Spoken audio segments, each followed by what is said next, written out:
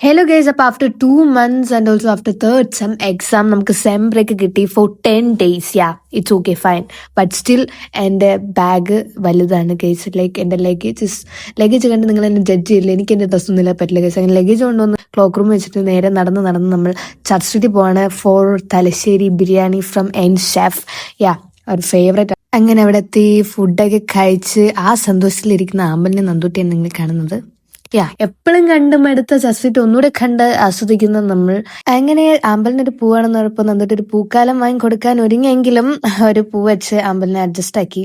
എന്നിട്ട് നമ്മൾ നേരെ ഒരു റോൾ വാങ്ങി നേരെ ബസ്സിൽ കയറി. ആമ്പലിന് നന്ദൂട്ടിയും വേറെ റൂട്ടാണ്, ഞാൻ ട്രിവാൻഡ്രമാണ്.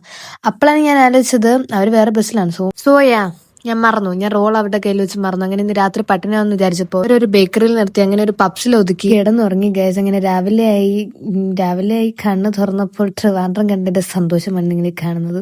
എന്നിട്ട് പിന്നെ എൻ്റെ അച്ഛൻ എന്നെ വിളിക്കാൻ വന്നു. എൻ്റെ അച്ഛനോട് പോയി ഒരു ബിരിയാണി അകത്താക്കി. എന്നിട്ട് നേരെ വീട്ടിലേക്ക് പോയി രാത്രി ഒരു ഷവർമയും കഴിച്ചു. അന്നത്തെ ഡേ ഞാൻ കംപ്ലീറ്റ് ചെയ്തു ഗൈസ്. അപ്പോൾ ബൈ.